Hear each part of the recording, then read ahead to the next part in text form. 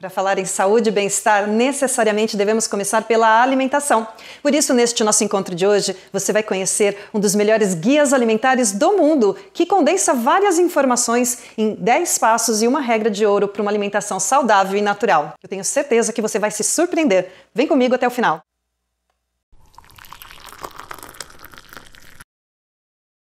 Olá, pessoal! Sejam todos muito bem-vindos a mais um encontro do Saúde Fora de Série. Se você não me conhece, muito prazer! Eu sou a Yara, sou enfermeira, naturopata e instrutora de yoga. Este é um canal onde eu compartilho informações e medidas práticas para o bem-estar, a saúde e a energia. Não dá para negar que a vida moderna nos trouxe muitos benefícios, mas com ela nós também ganhamos outras coisas não tão boas assim, como, por exemplo, o ritmo frenético e o estresse do dia a dia. E é claro que isso afeta a nossa qualidade de vida e, sem sombra de dúvidas, a nossa alimentação também sofreu muitas alterações e, infelizmente, para pior. E aqui eu estou falando de qualidade, não de quantidade, porque comer mais não significa comer bem. Atualmente, a nossa alimentação, além de gostosa, precisa vir acompanhada de outros dois adjetivos: rápido e fácil. E isso não é difícil de entender, porque a maioria das pessoas trabalham fora e não tem tempo de ficar cozinhando. Quem mais soube aproveitar esta condição da vida moderna foram as indústrias de alimentos, que chegaram oferecendo tudo à mão, prontinho para desempacotar e ser consumido.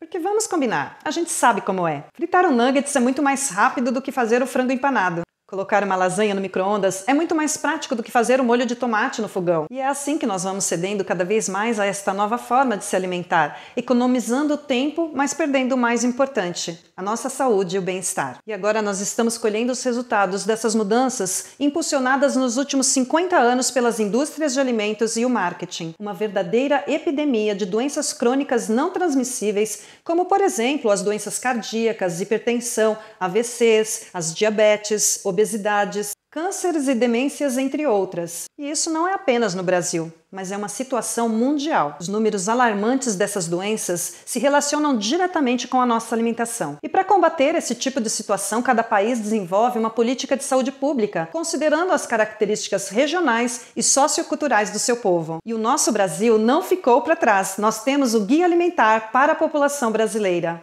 Talvez muitos brasileiros nem saibam que ele é um dos melhores guias alimentares do mundo, internacionalmente reconhecido. E agora eu vou contar um pouquinho para você o que faz com que ele seja tão especial. Um dos pontos mais brilhantes é que o Guia Alimentar para a População Brasileira divide os alimentos em 4 categorias. O primeiro grupo são os alimentos in natura, que são aqueles alimentos vindo das plantas e dos animais, como por exemplo os legumes, as frutas, os tubérculos, as castanhas, carnes, ovos e leite. Nosso Guia Alimentar incentiva que estes são os alimentos que mais devemos consumir. O segundo grupo são dos alimentos minimamente processados. São aqueles que sofrem alterações mínimas antes da sua aquisição, como por exemplo os grãos secos, os tubérculos lavados, as carnes resfriadas e congeladas e o leite pasteurizado. Segundo o guia, estes alimentos devem compor a nossa alimentação junto com os alimentos in natura. O terceiro grupo é composto de alimentos processados e eles devem ser evitados, porque eles possuem muito sal e açúcar na sua composição, muito mais da que usamos em casa para cozinhar. O consumo desses alimentos está relacionado com várias doenças crônicas, como por exemplo as do coração, diabetes e obesidade. Eles são compostos por alimentos em conservas, frutas em caldas, queijos e pães feitos de farinha de trigo, extratos e concentrados de tomate. Todos esses alimentos possuem muito açúcar, muito sal e gordura hidrogenada na sua composição, e é por isso que temos que evitá-los. Por fim, o quarto grupo é formado pelos alimentos ultraprocessados. Estes são aqueles alimentos que temos que passar longe, porque eles possuem uma composição nutricional desbalanceada. É o caso de vários tipos de bolachas, biscoitos, sorvetes, salgadinhos de pacote, balas, guloseimas, cereais matinais, bolos e misturas para bolos, barras de cereais, sopas, macarrões, temperos instantâneos, molhos, refrigerantes, refrescos, iogurtes, bebidas lácteas adoçadas e aromatizadas. Aqueles produtos congelados que já vêm pronto para ser aquecido, como por exemplo os pratos de massas, pizzas, hambúrgueres, empanados do tipo nuggets, salsichas e vários outros embutidos, pães de forma de hambúrguer ou de hot dog, os pães doces e vários outros produtos panificados que envolvem muita gordura hidrogenada, açúcar, soro de leite, amido e também os emulsificantes e aditivos. A combinação desses ingredientes no mesmo produto faz com que a gente coma de forma involuntária mais do que precisamos comer, porque esta composição nutricional desbalanceada afeta o nosso mecanismo hormonal de fome e saciedade. São combinações que tornam esses alimentos super palatáveis e irresistíveis, ou seja, é impossível comer um só. Sem contar que eles são alimentos pensados para serem consumidos a toda hora, em qualquer lugar. E isso é muito explorado pelo marketing, sem a necessidade do uso de garfos, talheres e à mesa. Você pode muito bem comê-los andando pela rua, assistindo TV, no escritório, no trabalho, no carro. Este é justamente outro ponto que prejudica o nosso organismo, porque impede que ele registre as calorias que comemos. Bem assim como a gente não para fazer uma refeição adequada, o organismo nem conta, nem registra aquilo como alimentação. E tudo que a gente vai comendo dessa forma fica numa espécie de caixa 2, não contabilizada. Ou seja, ele acha que não comemos nada, mas as nossas reservas ficam cheias. Então você come, não para de comer e está sempre com fome. Outro ponto é que, por esses alimentos serem pobres nutricionalmente, eles são de baixo custo e as indústrias, os restaurantes, os fast foods podem oferecer eles em porções gigantes, tamanho família, fazendo com que as pessoas comam muito mais do que elas precisam. E claro, isso vai contribuindo para o consumo exagerado de calorias e aumentando os riscos de obesidade. Todas as orientações que o guia traz até aqui são universais, ou seja, serve de exemplo para todos os países do mundo. E ela é resumida em uma regra de ouro e 4 orientações. Faça dos alimentos in natura e minimamente processados a base da sua alimentação. Utilize óleos, gorduras, sal e açúcar em poucas quantidades nas preparações dos seus alimentos. Limite ao máximo o uso de produtos processados e elimine os ultraprocessados. A regra de ouro é simples. Prefira alimentos in natura e minimamente processados a alimentos processados e ultraprocessados. Até aqui já é tudo muito bom, não é mesmo? Mas a segunda parte do Guia Alimentar para a População Brasileira apresenta orientações específicas do nosso povo, com alimentações típicas das regiões do Brasil. Ele mostra como combinar os alimentos na refeição através de grupos distintos, como por exemplo o das verduras e legumes, das frutas, dos ovos e das carnes, das castanhas e nozes, o grupo dos cereais, dos feijões, das raízes e tubérculos. E também tem um grupo dedicado especialmente à água e à água com limão, que eu particularmente achei incrível. Existe outra preciosidade neste guia, que é a abordagem do ato de comer e a comensalidade. São as dimensões que envolvem como aproveitamos os alimentos, o prazer que comer nos proporciona, o tempo e a atenção que dedicamos às nossas refeições, o local onde comemos e a companhia de outras pessoas. Basicamente, ele traz 3 recomendações que podem ressignificar a forma de nos alimentarmos na sociedade moderna. Comer com atenção, mantendo horários semelhantes e evitando beliscar entre as refeições.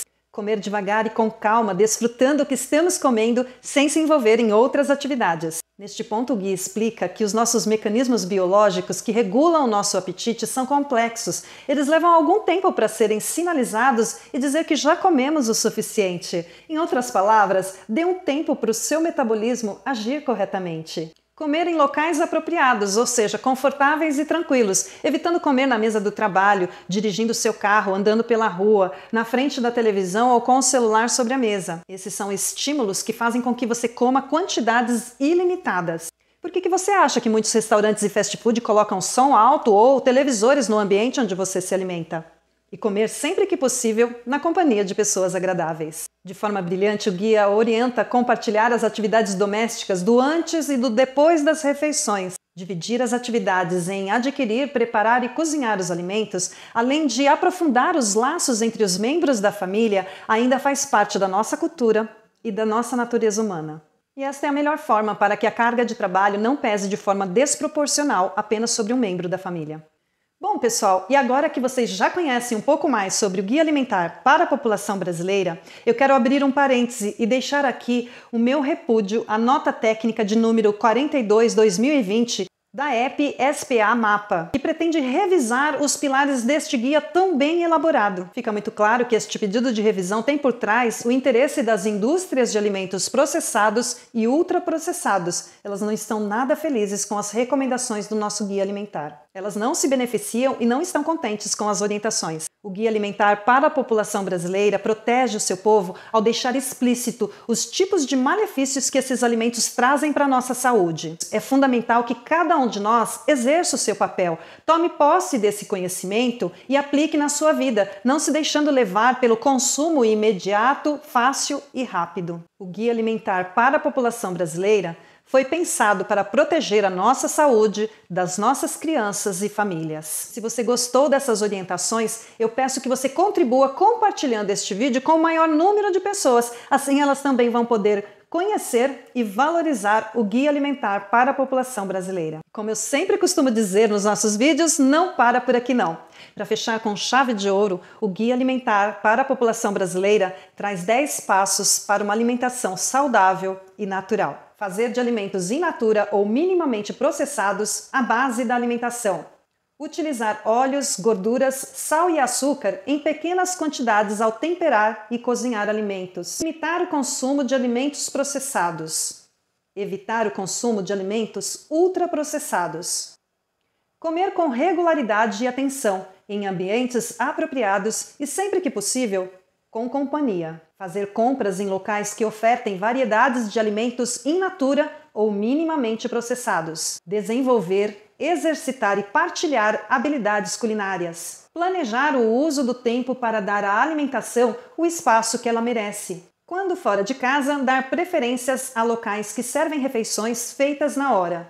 Ser crítico quanto a informações, orientações e mensagens sobre alimentações veiculadas em propagandas comerciais. E se você gostou e tiver mais curiosidade, eu vou deixar o link do Ministério da Saúde aqui embaixo para você poder acessá-lo na íntegra. Eu super recomendo. É um dos melhores do mundo, reconhecido internacionalmente. É importante também que eu deixe claro que todas essas orientações podem beneficiar todas as pessoas, sem exceção. Porém, aquelas que já têm algum agravo ou patologia, como por exemplo, resistência à insulina, diabetes mellitus, obesidade, síndrome metabólica, para além das recomendações deste guia, elas ainda devem procurar um profissional capacitado para ajustar as recomendações nutricionais. Isso é muito importante. Eu acredito que esse nosso encontro contribuiu muito para ampliar os nossos conhecimentos e trazer medidas práticas para serem aplicados no nosso dia a dia. E se você também tem essa opinião, eu peço que deixe um like e um comentário contribuindo para o desenvolvimento deste canal. Eu espero sinceramente que vocês apliquem essas medidas nas suas vidas, conquistando mais bem-estar, saúde e energia. Até o nosso próximo encontro.